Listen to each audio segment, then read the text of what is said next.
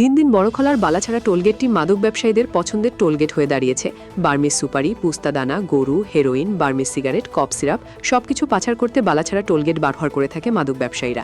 কিন্তু বড়খলা পুলিশ তাদের অবৈধ ব্যবসা সফল করতে দেয়নি।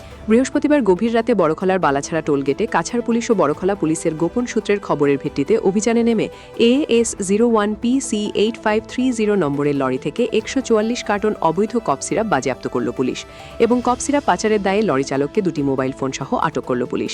বর্তমানে তাকে পুলিশ হেফাজতে জিজ্ঞাসাবাদ চালিয়ে যাচ্ছে পুলিশ। বড়খলা থেকে সুলতান আহমেদ বড় লস্করের প্রতিবেদন, ঈশান বাংলা নিউজ, শিলচর।